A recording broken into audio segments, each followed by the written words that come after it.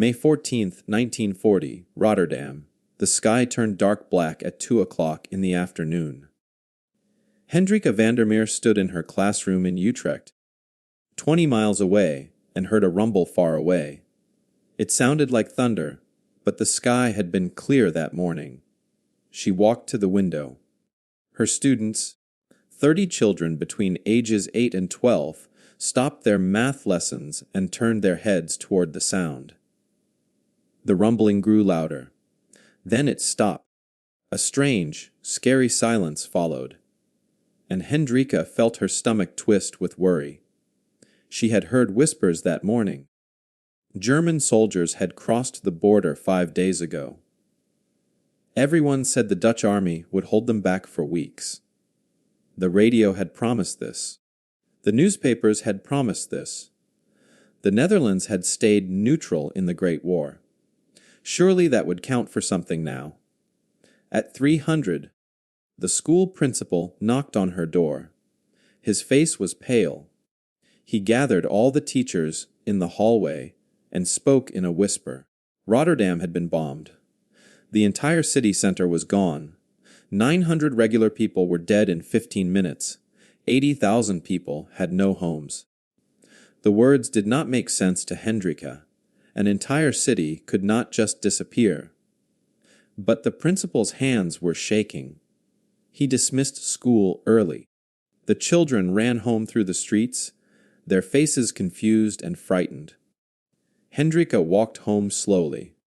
Her husband, Willem, was somewhere with his unit near the Belgian border. He had left 3 days ago with his rifle and his courage. He had kissed her goodbye and promised the Germans would never reach Utrecht. The Dutch had flooded the lowlands. He said the water barriers would stop the tanks. The army leaders had a plan. Everything would be fine. But everything was not fine. When Hendrika reached her small apartment, she turned on the radio. She sat at the kitchen table and waited. The clock on the wall ticked. 5 minutes passed. 10 minutes. Then the announcement came.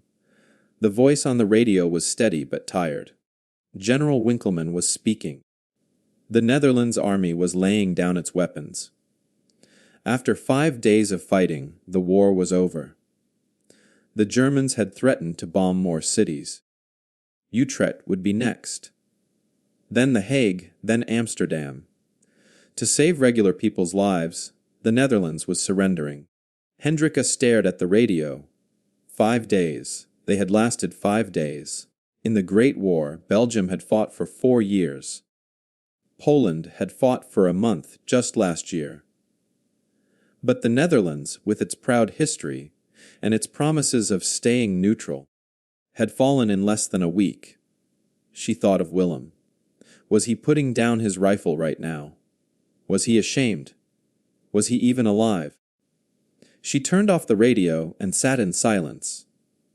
Outside her window, she heard neighbors talking. Their voices were low and angry. 5 days, someone said. Just 5 days and it's over. Another voice answered. What can we do now? Nothing. There's nothing left. Someone was crying. The shame felt thick in the air, like fog rolling in from the North Sea. For 20 years, the Dutch had told themselves they were safe. They had avoided the Great War. They had stayed neutral. They had believed their water barriers and their small, but professional army would be enough. Every expert had said so. Every newspaper had printed reassuring articles. The army leaders had appeared on newsreels, looking confident in their pressed uniforms. All of it had been wrong. The Germans had come with paratroopers who dropped from the sky. They had come with dive bombers that screamed as they fell. They had come with a brutality that made neutrality meaningless and water barriers look like puddles. Over 2,000 Dutch soldiers were dead. The entire air force had been destroyed in 3 days. Most of the planes never even left the ground. That evening, Hendrika's neighbor, Mrs. de Jong knocked on her door. The old woman's eyes were red from crying. She had 2 sons in the army. She had heard nothing from either of them. The 2 women sat at the kitchen table and drank weak tea. They did not know what to say. What do you say when your country has vanished in 5 days? Then Mrs. de Jong leaned forward. She had heard something strange, she said. Her nephew worked at the post office. He had been sorting international mail that afternoon when he saw a telegram. It was from the Dutch embassy in London. The telegram said that Canada was mobilizing more troops, even though France was falling and Belgium had been overrun. Canada was sending more soldiers. They were not stopping. They were not surrendering. They were preparing to keep fighting. Hendrika felt something strange in her chest. It was not quite hope. It was more like a question. She looked at Mrs. de Jong and asked quietly, "If Canada fights on, why couldn't we?" The words felt dangerous to say out loud. They felt like a betrayal of the generals who had ordered the surrender. But they also felt true. Mrs. de Jong said nothing. She just looked down at her tea. But Hendrika saw something in the old woman's face. It was the same question, the same small rebellion against the shame. Across Utrecht, across all of the Netherlands, in thousands of apartments and houses, the same question was being whispered. The Dutch army had laid down its weapons. The government had surrendered. The experts had been wrong about everything. But somewhere across the ocean, a country most Dutch people had barely thought about was refusing to quit.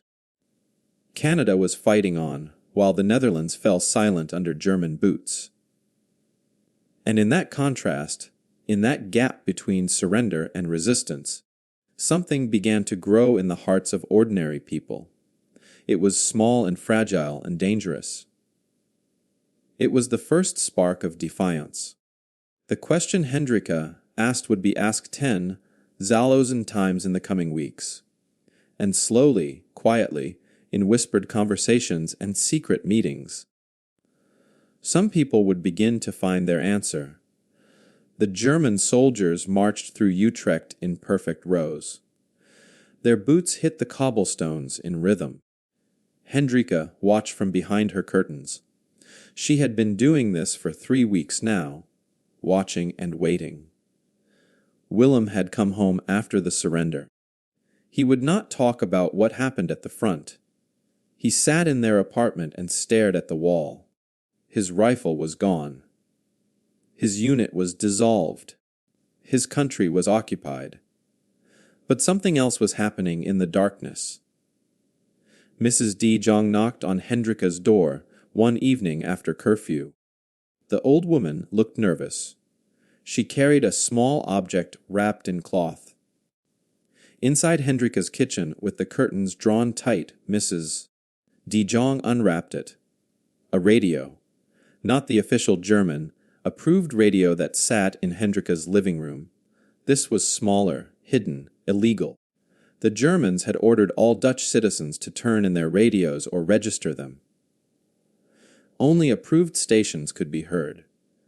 But Mrs. de Jong's nephew at the post office had kept this one. He was sharing it with trusted neighbors. That night, Hendrika and Willem huddled close to the small radio. They kept the volume so low they had to press their ears against the speaker. At 900 they heard it. A voice speaking Dutch. It came from London, from the BBC. The voice was clear and strong. It told them news the German newspapers would never print. Canadian forces had evacuated from France. They had escaped at Dunkirk. They were regrouping in England. They were training. They were preparing. They had not given up. Then another voice came on. Hendrika gasped. It was Queen Wilhelmina, their queen who had fled to London when the Germans invaded.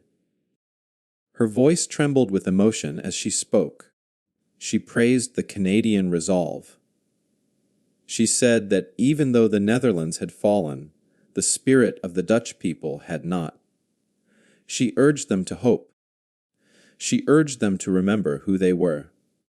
She said that one day they would be free again. Willem looked at Hendrika. For the first time in 3 weeks, his eyes were not empty. He squeezed her hand. The next morning, Hendrika went to school. She taught her students their lessons. But in her mind, she kept hearing the Queen's voice. She kept thinking about Canada fighting on. At lunch, she whispered to another teacher, a young woman named Anna. Did Anna know about the BBC broadcasts? Anna's eyes grew wide. Then she nodded slowly.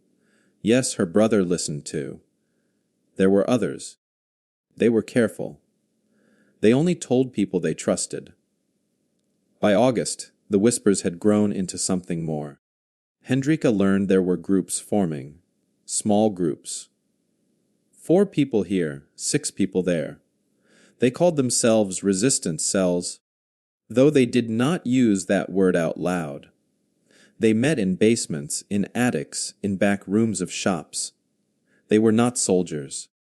They were teachers and shopkeepers and factory workers.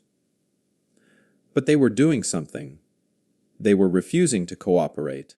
Hendrika joined a group that met in a baker's cellar. There were 5 others. They pooled their money. Guilders. Not much. A few coins each week. The baker, a man named Peter, spoke quietly. My cousin in England wrote to me. The Canadians are training day and night. They haven't forgotten us. A factory worker nodded. If they can keep fighting from so far away, we can fight here in our own way. A young nurse added, every guilder we collect, every paper we print, it's our way of saying we haven't surrendered either.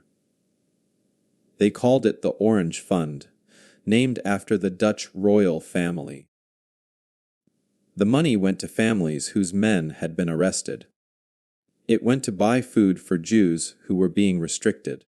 It went to support the underground newspapers that were starting to appear. By September, groups like theirs existed in every neighborhood. An estimated 400 cells across the Netherlands. All of them small, all of them secret. All of them inspired by the idea that somewhere someone was still fighting. The underground newspapers were simple, printed on cheap paper with hand, cranked machines hidden in attics.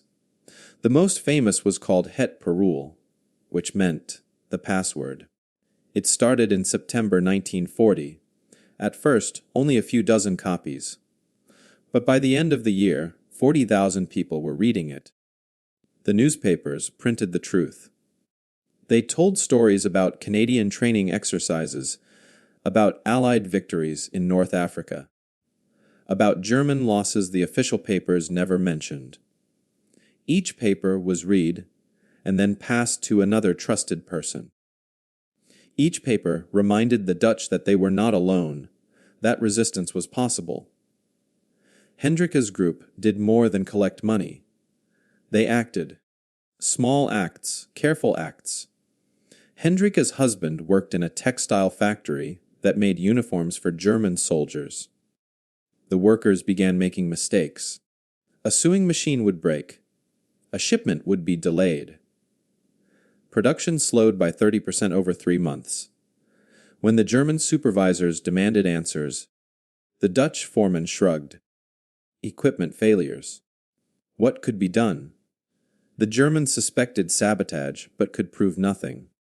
In Amsterdam, the resistance grew bolder.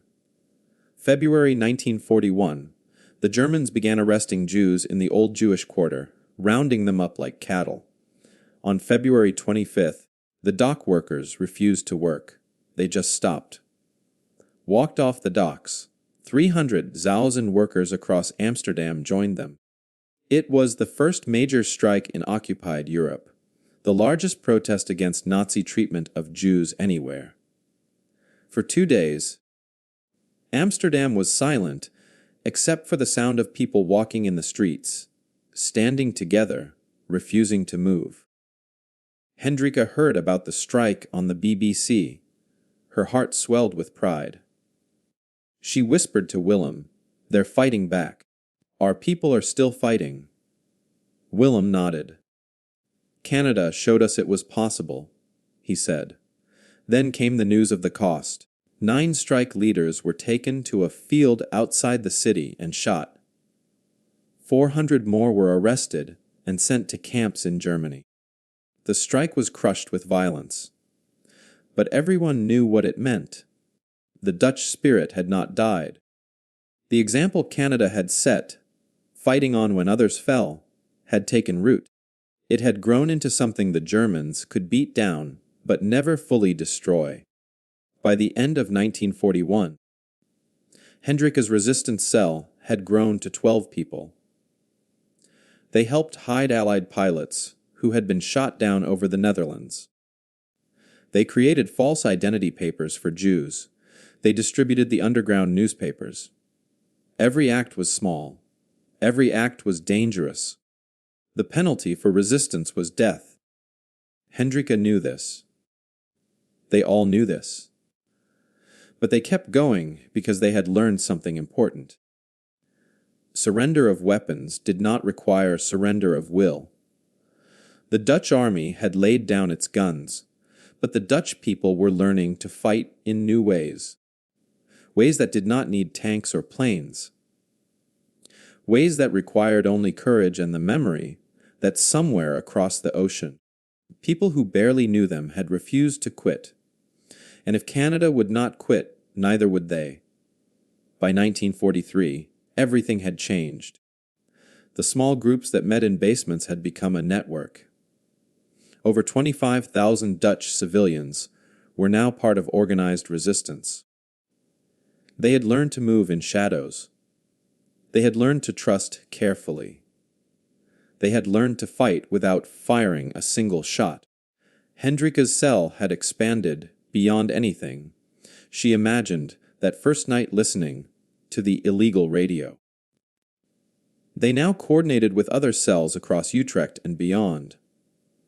They had contacts in Amsterdam, Rotterdam, and The Hague. The whispered hope from 1940 had become organized defiance. The resistance specialized in hiding people. Allied pilots whose planes had been shot down over Dutch territory needed to escape back to England. The resistance built secret routes. Safe houses connected like beads on a string, stretching from the crash sites to the coast. Hendrika's apartment became one of these safe houses. She and Willem hid 17 different airmen over 2 years. Most were British or American. 2 were Canadian. The Canadians stayed for 3 weeks waiting for false papers.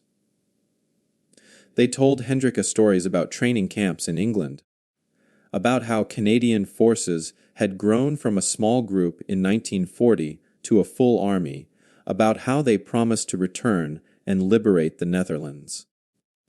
Hendrika fed them from her meager rations. She taught them basic Dutch phrases so they could pretend to be deaf, mutes if stopped by German patrols. Then she passed them to the next safe house, and they moved one step closer to freedom. The numbers were staggering. By 1943, the Dutch resistance had helped over 500 Allied airmen escape. Each one represented dozens of Dutch civilians risking their lives. Each one was a small victory against the occupation. But the resistance did more than hide pilots. They hid Jews. When the Germans began systematic deportations in 1942, the resistance responded. They created hiding places in attics, behind false walls, in secret rooms beneath shops. Hendrika's neighbor, Mrs. De Jong, hid a Jewish family of 4 in her attic for 18 months. The family never went outside, never saw sunlight, lived on whatever food Mrs. De Jong could spare from her ration cards. 4,000 Jews were hidden this way across the Netherlands. Not enough. Over 100,000 Dutch Jews would die in the camps, but 4,000 lived because ordinary people chose resistance over compliance. The Germans knew they were losing control. Their reports back to Berlin grew frustrated. One document intercepted by the resistance and printed in Het Parool said this: "The stubborn hope that Canada and the Allies will liberate them makes governance nearly impossible. The Dutch refused to accept their place in the new order. The Germans responded with terror. They made examples. They conducted raids. They offered rewards for information about resistance members. 22,000 Dutch civilians would be executed during the occupation for resistance activities. 22,000 people who chose to fight in the only way they could." Hendrika saw the cost up close. In the spring of 1943, someone betrayed their cell. The Gestapo came at dawn. Hendrika and Willem were not home. They had been at a midnight meeting and were sleeping at Anna's house. But they arrested 6 members of their group. Hendrika learned the names slowly. The baker who had hosted their first meetings, a postal worker, a school teacher from another district, 2 factory workers, a nurse. They were taken to a prison in Amsterdam. 3 were sent to camps in Germany and never returned. 3 were shot after a brief trial. The baker, the kind man who had given Hendrik a day, old bread to feed the hidden airmen, was executed on his 52nd birthday. The danger became more real every day. But the resistance continued. They adapted. They became more careful. They created smaller cells so that if one was caught, others would survive. They developed code words and secret signals. A flower pot in a certain window meant safe. A closed curtain at noon meant danger. They moved constantly, never meeting in the same place twice. Then came the winter of 1944. It would be remembered as the Hunger Winter. The Germans, angry at Dutch resistance and Allied advances, blocked food supplies to the Western Netherlands. The trains stopped running. The barges stopped moving. Cities like Amsterdam and Rotterdam, which depended on food from the countryside, began to starve. Rations dropped to 400 calories per day, then 300, then less. People ate tulip bulbs. They stripped bark from trees and boiled it into soup. They burned their furniture to stay warm because there was no coal. Hendrika grew thin. Everyone grew thin. She could see the bones in Willem's face. Her students came to school pale and weak. Some stopped coming because they were too hungry to walk. One morning, standing in a bread line, Hendrika overheard 2 elderly women talking. "Do you think the Canadians will really come?" One asked. The other replied, "They promised in 1940 they would keep fighting. They're still fighting now. That means something." The first woman nodded slowly. "Then we keep going, too. We don't give the Germans the satisfaction of breaking us." By the time the winter ended in April 1945, over 20,000 Dutch civilians had starved to death. Hendrika attended funerals every week. She watched Mrs. de Jong bury her husband, who died because he gave his food to the Jewish family hiding in the attic. The old woman stood at the grave with hollow eyes, but she did not cry. She told Hendrika that he died doing what was right. That was enough. Through all of this, the resistance never stopped. Even starving, they continued their work. They distributed illegal newspapers. They hid people. They sabotaged German equipment. They waited for liberation. And in April 1945 it came. The 1st Canadian Army crossed into the eastern Netherlands. The news spread through the underground network faster than any newspaper could print it. Canadian soldiers. Tanks with maple leaf flags. coming to fulfill the promise they had made 5 years ago. Hendrika heard about the advance on April 12th. She stood in her apartment, thinner than she had ever been, wearing clothes that hung loose on her frame, and she cried, not from sadness, from relief, from vindication. Canada had not forgotten them. The distant country that had inspired that first dangerous question in 1940 was here. Actually here, keeping the promise to fight on. By the end of April, Canadian forces were in Utrecht. Hendrika stood on her street with thousands of other Dutch civilians. They had sewn orange flags in secret, hiding them for years, waiting for this moment. Now the flags hung from every window. The Canadian tanks rolled down the cobblestone streets. Soldiers sat on top, smiling, waving, throwing chocolate and cigarettes to the crowds. The Dutch people surged forward. Old women kissed the soldiers' hands. Children climbed on the tanks. Men who had fought in secret for 5 years openly wept.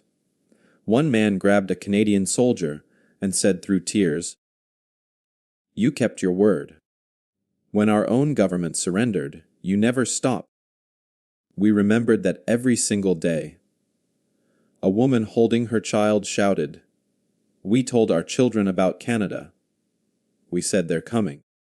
They promised, and you came." Hendrika pushed through the crowd until she reached a tank. A young Canadian soldier, barely 20 years old, sat on the turret.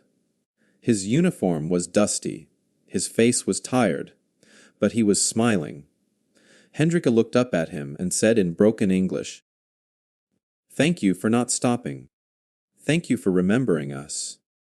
The soldier looked confused. Then another Dutch woman explained. Canada had fought on when the Netherlands fell. That had given them hope. That had started the resistance. The soldier's eyes filled with tears. He reached down and shook Hendrika's hand. "We promised we'd come back," he said. "We keep our promises." On May 5, 1945, the Germans in the Netherlands officially surrendered. 175,000 Canadian troops were spread across the country. They brought food.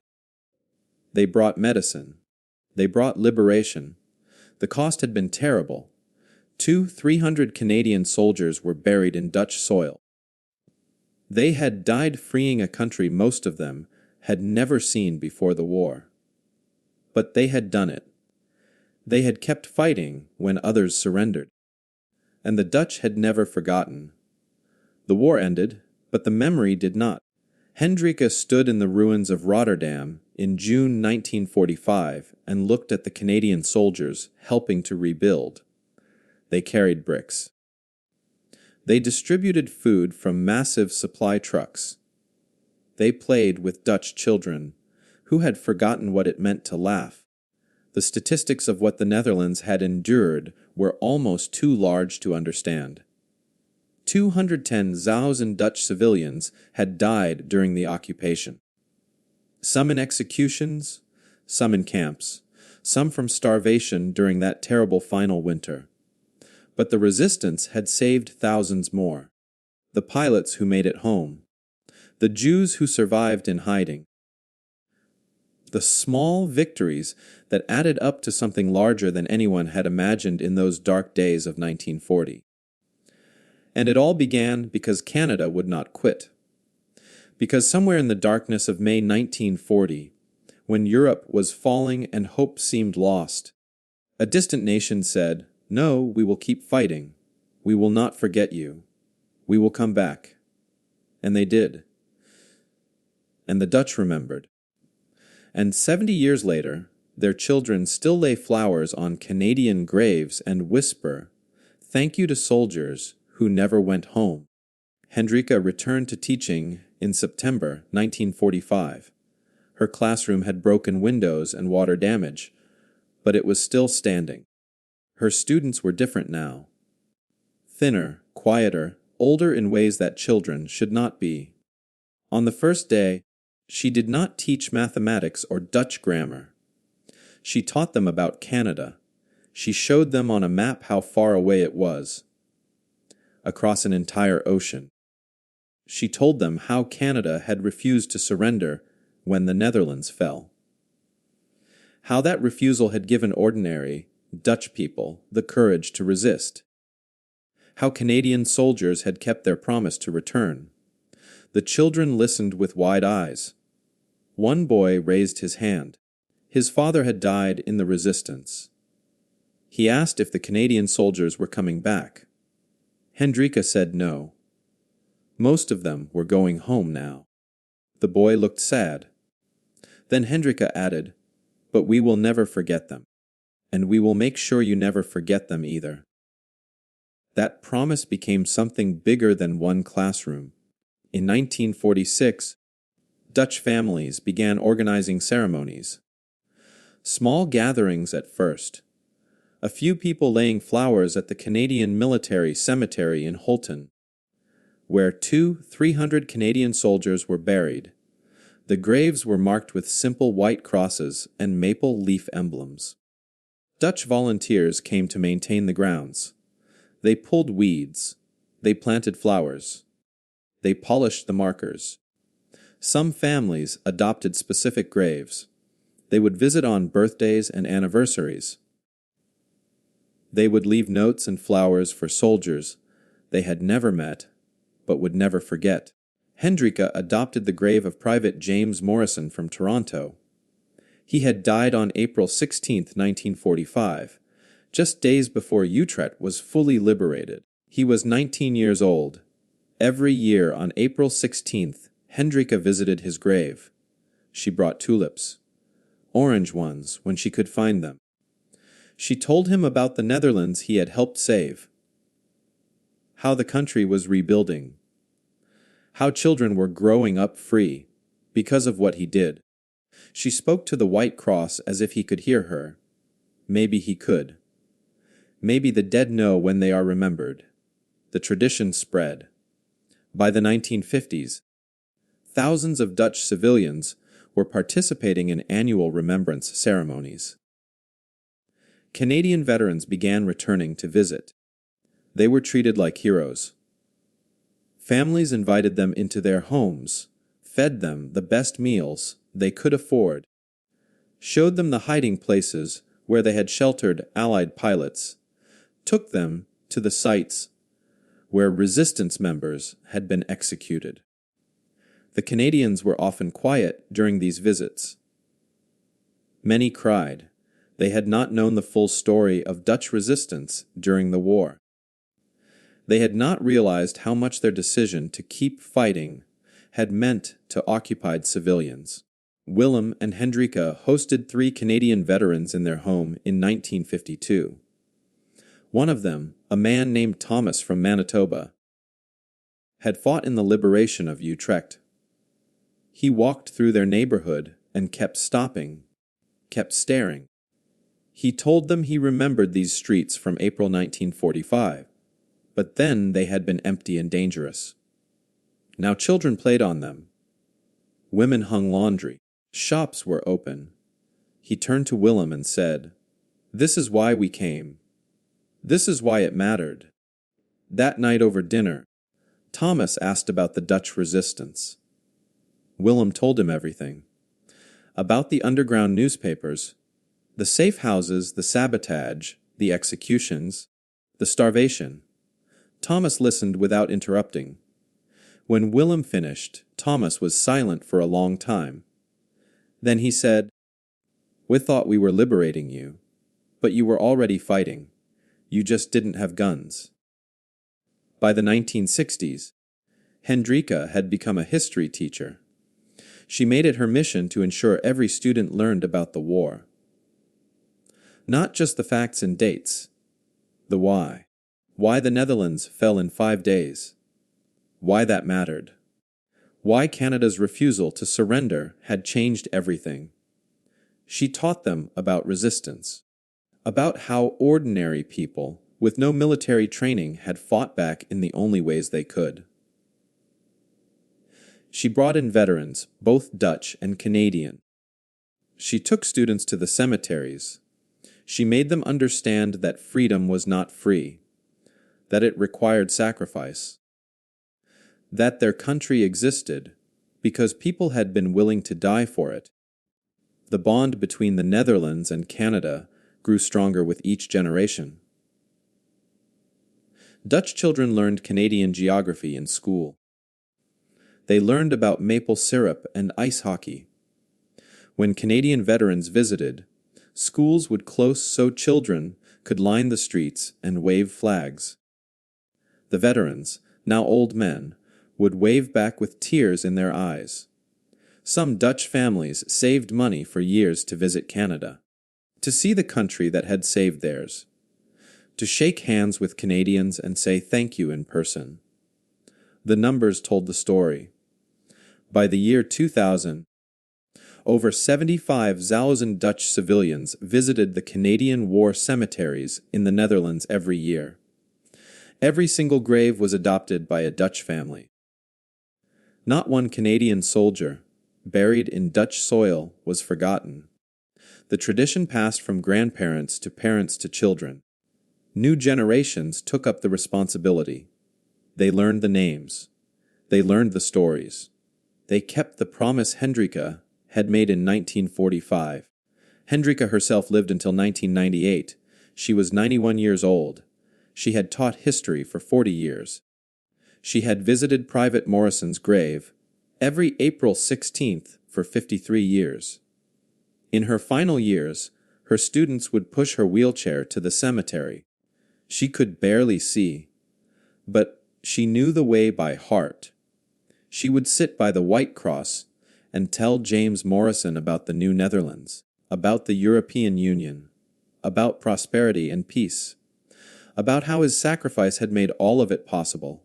Her last visit was April 16th, 1998. She died 3 months later. At her funeral, a Canadian flag was draped alongside the Dutch flag. A Canadian veteran, now 94 years old, traveled from Vancouver to attend. He stood at her grave and saluted. The lesson of 1940 lived on. It was not a lesson about military strategy or political alliances. It was deeper than that. It was about human nature, about what happens when one group of people refuses to abandon another, even when the cost is high and the outcome uncertain, about how hope can be a weapon more powerful than bombs, about how the choice to keep fighting, to not surrender to darkness, can inspire others to find their own courage. The Dutch learned in 1940 that distance does not determine duty, that Canada, a nation across an ocean, could matter more to their survival than their own government's surrender. They learned that resistance begins with a question. A dangerous, whispered question in a kitchen after curfew. If they fight on, why can't we? That question changed everything.